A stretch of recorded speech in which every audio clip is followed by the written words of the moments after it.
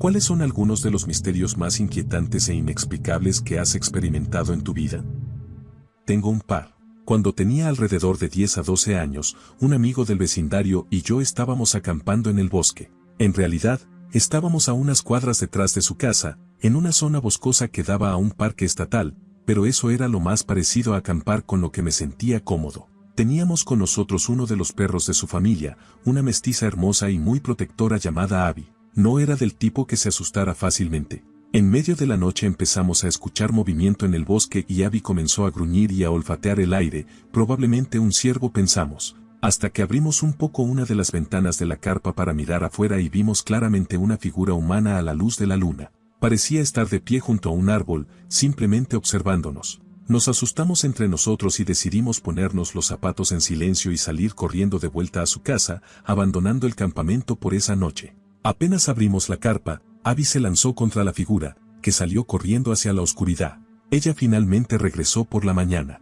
La otra es mucho más corta y un poco más extraña. Crecí en el sur y muchas noches de finales del verano y comienzos del otoño refresca y se forma una niebla muy espesa. Mi abuelo materno había convertido su antigua granja familiar en un barrio donde yo crecí, así que conocía muy bien la zona. Siempre nos advertían sobre los ciervos cuando empezamos a manejar, porque estaban por todos lados. Yo tenía unos 17 o 18 años y volvía a casa una noche con niebla, rápido e invencible como suelen ser los adolescentes. Mi abuelo había muerto un par de años antes y juro que lo escuché decir enciende las luces altas, más en mi cabeza que de otra forma. Me sobresalté, pero hice lo que me dijo, y había un grupo de ciervos cruzando la ruta que de otro modo nunca habría visto. No se lo conté a nadie. A la mañana siguiente, afuera de la puerta de mi habitación, mi mamá había dejado un paquete de esos silbatos para ciervos que se colocan en el paragolpes delantero para ahuyentarlos. Mi mamá había soñado que mi abuelo le decía que me comprara unos. Ese episodio todavía sale en conversación 15 años después. Yo solía trabajar en un refugio de crisis cuando estaba en mis 20s. Teníamos un cuarto pequeño al que se entraba caminando, con una cerradura sólida, para guardar cualquier cosa que pudiera usarse mal por parte de los residentes, como medicamentos, productos químicos de limpieza, cuchillos de cocina, etc. Una noche los residentes se habían acomodado para ver televisión mientras yo completaba unos papeles, y la puerta del cuarto de almacenamiento de medicamentos se abrió sola. Pensé que tal vez la última vez que la cerré no había quedado bien asegurada, así que simplemente la volví a cerrar y no le di más importancia durante los siguientes minutos. Entonces se volvió a abrir. Volví a cerrar la puerta y esta vez moví la manija varias veces para asegurarme de que hubiera quedado bien trabada y le pedí a uno de los residentes que también lo comprobara. Estaba definitivamente bien cerrada. Unos minutos después, se volvió a abrir. Yo quería salir de ahí de inmediato, pero estaba atrapado en un turno de 12 horas pasando la noche. Después de eso no volvió a pasar, pero los residentes inventaron una historia enorme sobre el fantasma de alguien que había tenido una sobredosis en el cuarto de medicamentos. Y eso terminó siendo parte del folclore del refugio. Bien, déjenme aclarar esto primero diciendo que categóricamente no creo en lo sobrenatural de ningún tipo. No soy religioso y me considero alguien entre agnóstico y ateo. No tengo idea de por qué está pasando esto. He sido dueño de la misma casa por más de 23 años. Empezó casi de inmediato. Mis cucharas comenzaron a desaparecer a un ritmo alarmante. Al principio se lo atribuí a los chicos, pero no se detuvo ni siquiera después de que se mudaron. Viví solo durante muchos años y aún así seguían desapareciendo. Reviso la basura. He buscado en rincones y en todos los lugares donde razonablemente podrían estar y donde no. Una vez compré 120 cucharitas de metal y todas desaparecieron en un año y medio.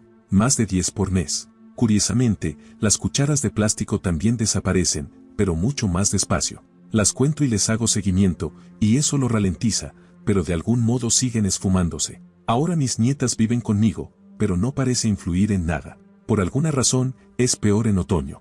Estimo que he perdido más de 1000 cucharas en algún lugar de esta casa y no puedo encontrarlas. No estoy senil ni loco. Otras personas han notado lo de las cucharas aquí. No puedo explicarlo y dejé de intentarlo. No me importa si alguien cree esta porquería o no, pero preguntaron y tenía ganas de escribirlo. Solía formar parte de una patrulla de búsqueda y rescate. Una noche recibimos una llamada muy extraña. Un vecino había reportado un fuerte choque de auto en medio de una zona rural, pero cuando llegaron los servicios de emergencia, no había víctimas por ningún lado. Entonces nos presentamos en el lugar y, al final de un camino de tierra muy largo, había una curva de 90 grados con un terraplén. El auto claramente iba a gran velocidad, no tomó la curva, chocó contra el terraplén, salió volando y la parte frontal golpeó el suelo con tanta fuerza que excavó un agujero bastante grande al impactar. El parabrisas tenía 2 zonas de impacto destrozadas donde las cabezas de los pasajeros habían golpeado, cubiertas de rojo y cabello. Había más rojo dentro y alrededor del auto. La escena era espantosa y no parecía un choque del que alguien pudiera sobrevivir, especialmente por el estado destrozado del vehículo. Esperábamos encontrar los cuerpos cerca. La policía, los perros policiales, los bomberos y ahora todo un equipo de búsqueda y rescate no lograron localizar a las víctimas después de varias horas. Cuando cayó la noche, la situación se volvió cada vez más inquietante. Había un choque terrible, pero ningún cuerpo. Finalmente, después de unas 3 horas de búsqueda, entró una llamada al 911. Se reportaba un cuerpo sin vida en la caja de una camioneta estacionada en la entrada de una casa rural a unos 3.2 kilómetros de distancia. Al parecer, una familia regresaba de vacaciones y, al entrar a su propiedad, notó el cuerpo y llamó de inmediato al 911. 2 patrullas policiales se desviaron de la búsqueda para responder a la llamada. Todos asumimos que ahí terminaría la historia. Pero cuando la policía llegó a la casa, para sorpresa de todos, no había ningún cuerpo. De alguna manera había desaparecido. Había líquido rojo, pero ninguna otra señal. Entonces se inició un segundo radio de búsqueda desde esa casa. Buscamos prácticamente toda la noche. Nos llamaron de nuevo a la mañana siguiente y nunca se encontraron los cuerpos. Finalmente se canceló la búsqueda. Hasta el día de hoy no tengo idea de qué fue lo que pasó. Hasta el día de hoy no tengo idea de qué fue lo que pasó aquí. Hace alrededor de un año estaba en casa viendo una película y noté, en el patio del fondo, a un hombre de pie mirando directamente hacia el cielo, tan alto como podía levantar la cabeza, casi como si mirara hacia atrás. Me asustó muchísimo. La persona estaba completamente inmóvil. Sin embargo, iba vestido con ropa muy elegante, un traje azul real con zapatos marrones, lo cual no encajaba en absoluto con la situación.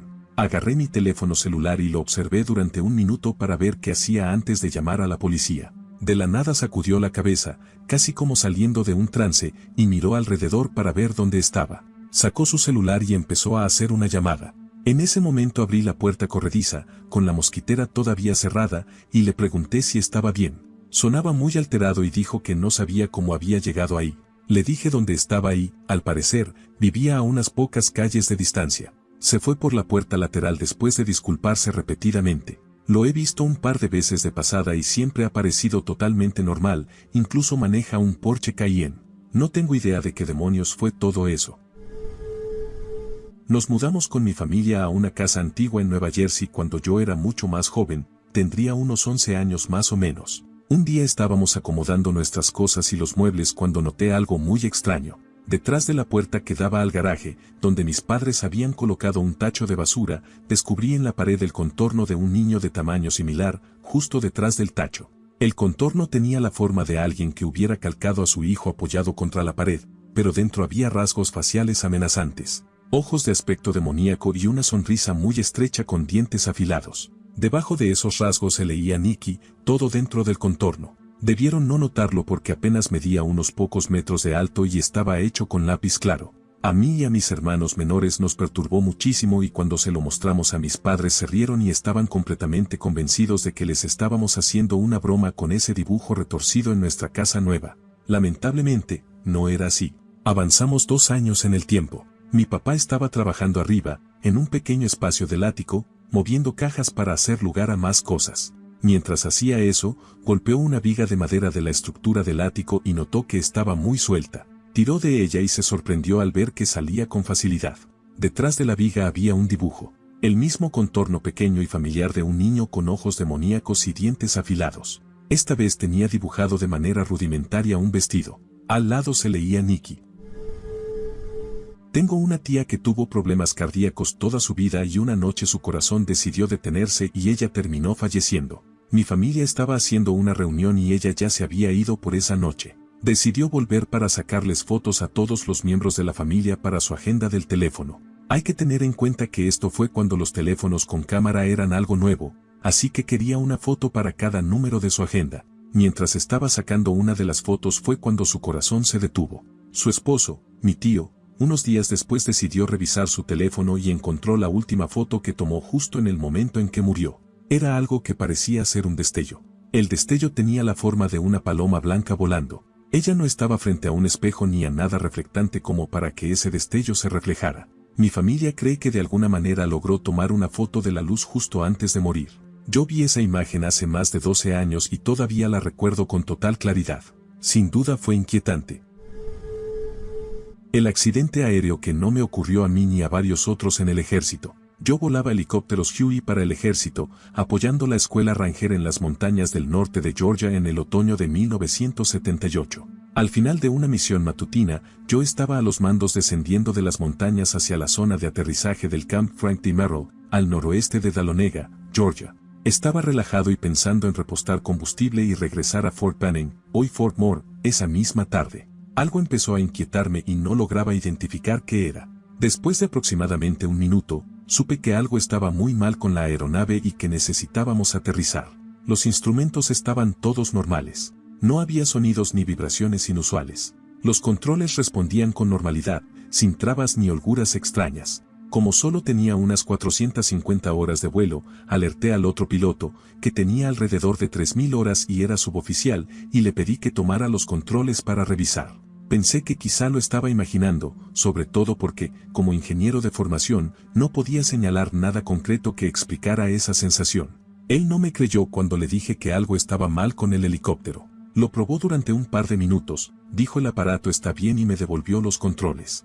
En cuanto volví a tomar los mandos, regresó esa sensación de que la aeronave estaba mal, de que algo realmente grave estaba ocurriendo. Declaré un aterrizaje de emergencia y le dije al otro piloto que llamara a operaciones de vuelo de Fort Benning por la radio UHF y diera las coordenadas de un pequeño claro para 2 helicópteros que podía ver en una pendiente suave, diciéndoles que íbamos a aterrizar ahí, y que contactara al enlace de aviación del Camp Merrill por la radio VHF local por si algo salía mal durante el aterrizaje. Aterrizamos y, cuando los rotores se detuvieron, subí de inmediato a revisar el buje del rotor. El rodamiento longitudinal que transmitía la información de paso a las palas había fallado. En lugar de tener menos de unas fracciones de milímetro de juego, tenía más de 1/4 de pulgada. El otro piloto se puso pálido cuando le pedí que lo mirara. Un helicóptero de mantenimiento llegó unas 5 o 6 horas después con un piloto de pruebas y un inspector técnico. El piloto de pruebas miró, se quedó blanco y le preguntó al otro piloto cómo había sabido que había un problema. Él me señaló y dijo yo no lo encontré. Pensé que el aparato estaba bien. El teniente, nombre, dijo que estaba mal y que necesitábamos aterrizar de inmediato. El piloto de pruebas de mantenimiento me preguntó cómo lo sabía. Le dije la verdad. No tengo idea. Solo sabía que teníamos que aterrizar ya mismo. No me creyó e insistió en que debía haber escuchado, visto o sentido algo. El otro piloto dijo no, está diciendo la verdad. Yo tampoco sentí nada. El jefe de tripulación también dijo que no había detectado nada. El piloto de pruebas de mantenimiento dijo son los tipos con más suerte del mundo. Ya deberían haber estado muertos. Ese rodamiento debería haberse desintegrado. Habrían perdido las palas del rotor, todo control de la aeronave, y serían un montón de metal destrozado en la ladera de una montaña. Hasta el día de hoy no tengo idea de por qué o cómo lo supe. No fue una vocecita susurrándome al oído ni nada por el estilo. Fue solo una sensación muy fuerte de que algo estaba terriblemente mal, lo mejor que puedo describirlo. Y sí, ambos habíamos inspeccionado ese mismo rodamiento durante la revisión previa a la misión y estaba completamente normal en ese momento. Yo, el otro piloto, el jefe de tripulación y posiblemente algunos de los instructores Ranger a los que habíamos transportado deberíamos haber muerto ese día. No ocurrió, por una razón que aún no puedo explicar. Incluso ahora. En 1989 iba manejando por una carretera rural conocida, a plena luz del día. Estaba tomando una curva suave y me sorprendió ver un pequeño pueblo a la derecha del camino. Había un cartel que decía St. Vincent. Algunas cosas que noté de inmediato fueron un local llamado Webster Welding, una bomba de agua antigua tirada por caballos para combatir incendios, varios álamos grandes con las copas secas, y piedras pintadas de blanco y negro a lo largo de la calle que daba a la carretera. Seguí mirándolo por el espejo retrovisor y el pueblo seguía ahí. Conduje unos pocos kilómetros más y vi a un hombre haciéndome señas al costado de su auto. Era evidente que se había quedado varado, así que me detuve. Tras una charla rápida, supe que había reventado una llanta y arruinado el aro. Me preguntó si podía llevarlo de vuelta al pueblo. No había problema. Se subió y arrancamos. El pueblo ya no estaba. Solo había un cruce polvoriento típico de Alberta. Este hombre y yo nos quedamos sentados en mi camioneta en silencio. Levanté un brazo y tenía la piel erizada. Él también. Dijo: todos los árboles estaban muertos. ¿Estamos muertos? Al final lo llevé a un pueblo cercano. Simplemente se bajó de la camioneta y se fue caminando. Lo recuerdo como si hubiera sido ayer. Podría describirte cómo se veía ese pueblo con todo detalle. Me mudé a otra ciudad para la universidad en pleno pico de la pandemia. Vivía fuera del campus, en un departamento, con un par de amigos de mi ciudad natal. Pasaron cosas y ambos terminaron mudándose antes de que terminara el primer semestre. Así que me quedé viviendo solo en un vecindario muy tranquilo. Una noche salí tarde del trabajo y me metí en la cama alrededor de las 12 de la noche. Me desperté cerca de una hora después por el sonido de pasos arrastrándose dentro de mi habitación. Abrí los ojos y vi a un hombre muy alto en la puerta, iluminado desde atrás por las luces de la calle, con su teléfono celular sostenido en vertical, como si estuviera grabando. Cuando la persona se dio cuenta de que yo estaba despierto, retrocedió fuera de la habitación y empezó a correr. Lo seguí hasta afuera y lo vi subirse al asiento del conductor de un auto vacío que había quedado encendido, antes de salir a toda velocidad por la calle. Cuando llegó la policía no tenía ninguna información para darles. Hasta el día de hoy no tengo idea de quién era esa persona ni qué estaba haciendo en mi habitación a la 1 de la mañana. Tenía una prima que fue bastante normal y feliz durante los primeros 8 años de su vida. Un día, de la nada, empezó a ponerse muy alterada si alguna vez estaba afuera cerca del bosque. De día o de noche, daba igual. Con el tiempo, mi tía logró que le contara por qué. Al parecer, cada vez que estaba cerca del bosque o de un área abierta, veía un lobo negro enorme mirándola fijamente, mostrando los dientes. Después dijo que empezó a aparecer en sus sueños y a decirle que iba a desvivir a su familia.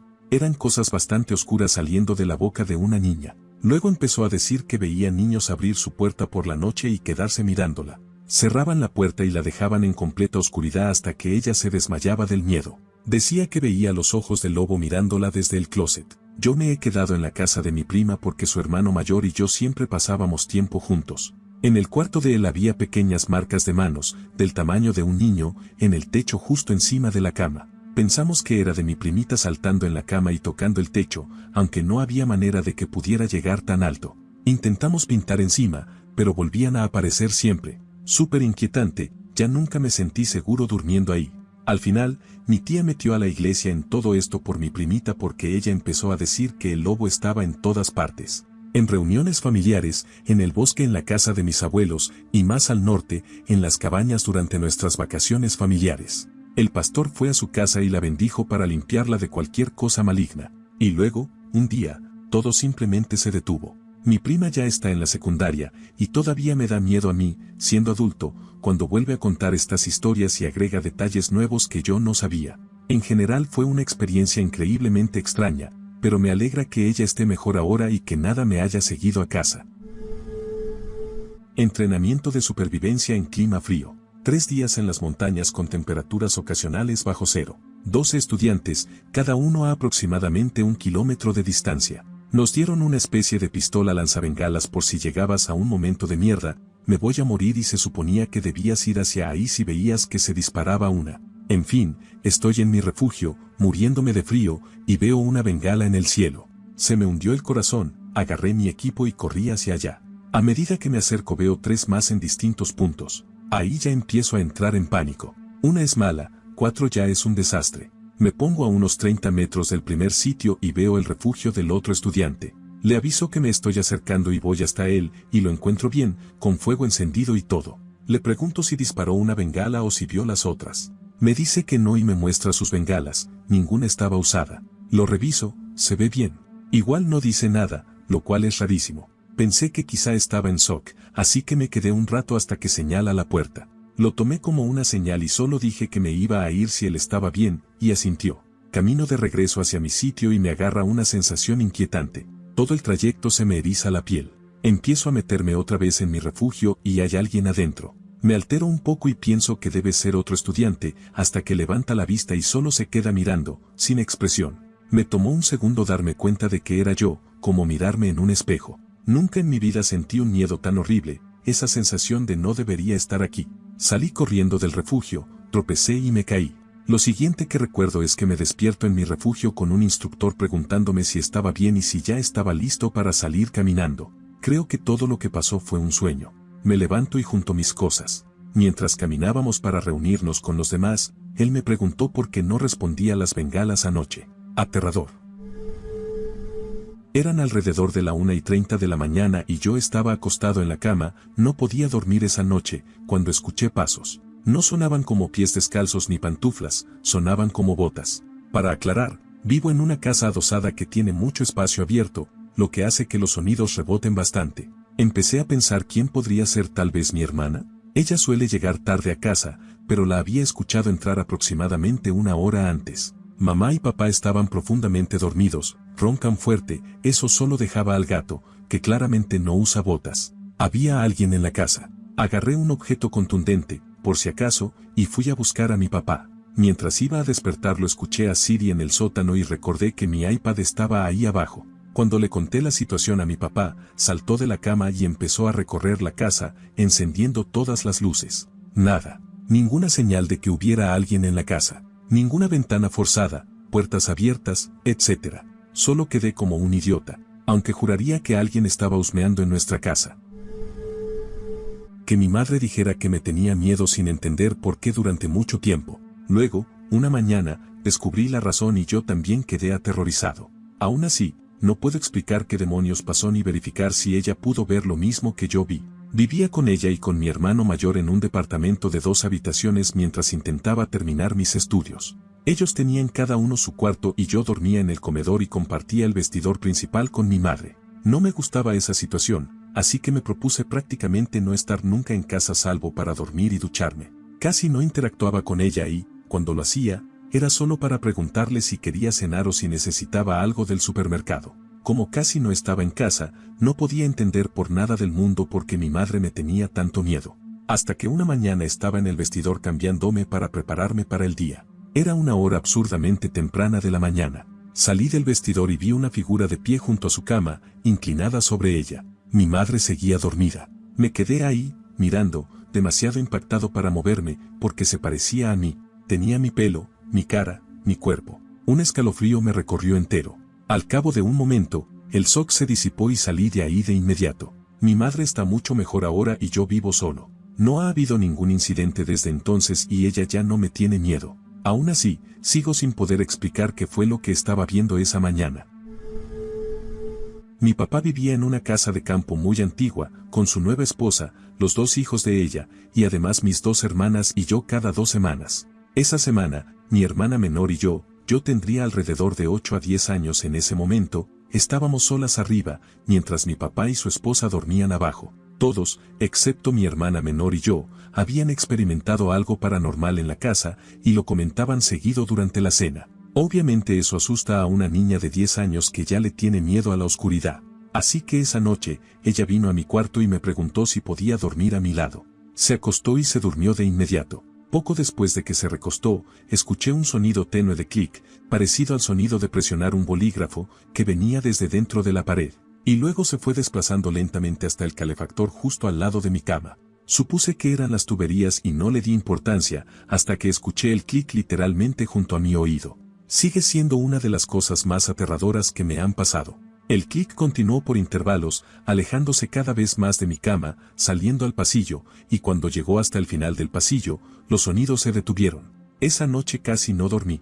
Mi hermana no escuchó nada, y probablemente haya sido algún tipo de parálisis del sueño, pero escuchar esos ruidos justo al lado de mi oído fue realmente aterrador. Experiencias inquietantes de mi infancia, a finales de los 80 y principios de los 90, en una casa en Oyen, Alberta, Canadá.